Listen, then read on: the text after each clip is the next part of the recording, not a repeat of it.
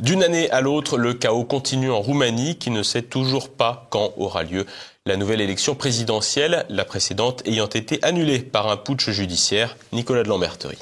Jusqu'au bout de l'année 2024, le chaos politique et juridique aura donc prévalu en Roumanie. Pour rappel, alors que les Roumains devaient élire un nouveau président en novembre et décembre de l'année dernière, la Cour constitutionnelle a décidé 2 jours avant le second tour d'annuler le premier tour de scrutin en raison de prétendues ingérences étrangères. Plus concrètement, les médias évoquaient une ingérence russe via le réseau social chinois TikTok qui aurait promu la campagne du candidat nationaliste Călin Georgescu. Dans les faits, de nombreux analystes estiment qu'il s'agissait d'une tentative désespérée d'empêcher Georgescu d'accéder à la présidence de la République, étant donné qu'il était sorti en tête du premier tour et qu'il faisait figure de favori pour le second tour. Sauf que peu de temps avant Noël, il s'avérait que les fameux comptes TikTok avaient en réalité été financés par des proches du président sortant Klaus Iohannis, faisant ainsi s'effondrer la théorie de l'ingérence russe. Călin Georgescu a porté un recours devant le tribunal pour contester la décision du Conseil constitutionnel et la Cour d'appel de Bucarest a au dernier moment choisi de siéger, juste avant le réveillon du Nouvel An.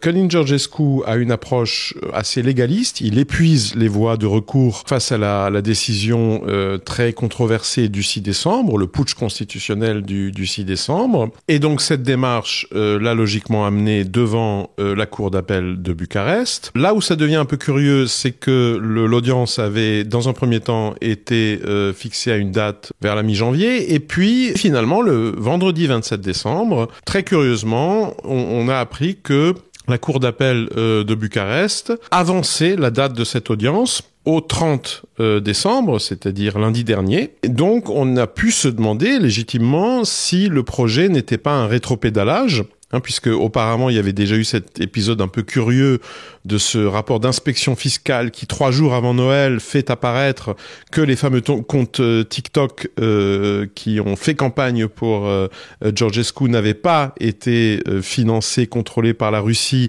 mais par des forces politiques internes roumaines probablement proches du président Iohannis. Tout ça ressemblait un peu à une stratégie de rétropédalage, et donc on pouvait s'attendre à un jugement cassant la décision du 6 décembre. À la surprise générale, la Cour d'appel de Bucarest n'a pas cassé la décision du 6 décembre. Ils se sont enfoncés dans des questions procédurales, de compétences, etc. Mais donc finalement, ils jouent quand même le pourrissement.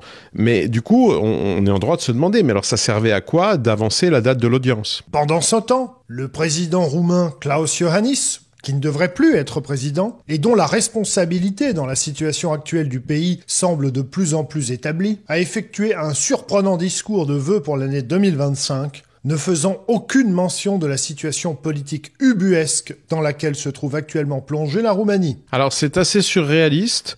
Klaus Iohannis a l'air de vivre dans le déni. Il a fait un discours relativement court, mais aussi vite qu'il était court, en ressassant un certain nombre de mantras, Europe, Occident, démocratie, Europe, Occident, démocratie, sans faire à aucun moment allusion à la situation très particulière dans laquelle se trouve son pays et dans laquelle lui-même se trouve, dans la mesure où, au terme de la Constitution, ce discours aurait déjà dû être prononcé par quelqu'un d'autre. Et donc ça donne vraiment plutôt l'impression que le système est un peu en pilote automatique. On est clairement devant une crise de régime, avec un Klaus Iohannis qui se comporte en locataire plus ou moins squatteur du palais de Cotroceni, d'un côté, et de l'autre, un Călin Georgescu qui se comporte de plus en plus et qui est de plus en plus traité par l'opinion roumaine comme une sorte de président de facto. En attendant, même si la Roumanie a retrouvé un gouvernement, le social-démocrate Marcel Ciolacu, défait à la présidentielle annulée, ayant été reconduit dans ses fonctions de Premier ministre, il n'y a en revanche toujours aucune date autour de la réorganisation d'une élection présidentielle. Alors, à part cette date de mars qu'avait annoncé Klaus Iohannis lui-même et qui ne satisfait personne, en Roumanie, non, on n'a pratiquement aucune visibilité sur la suite des événements, ce qui est bien normal à partir du moment où la Constitution a été violée, où il y a une crise de régime. C'est en fait toute la prédictibilité du système qui disparaît. On ne sait d'ailleurs pas si Călin Georgescu ne sera pas, d'une façon ou d'une autre, interdit de se présenter à une nouvelle éventuelle élection présidentielle. La Cour constitutionnelle avait d'ailleurs bloqué plusieurs candidatures en novembre 2024, de candidats pourtant légitimes, disposant même d'un groupe parlementaire.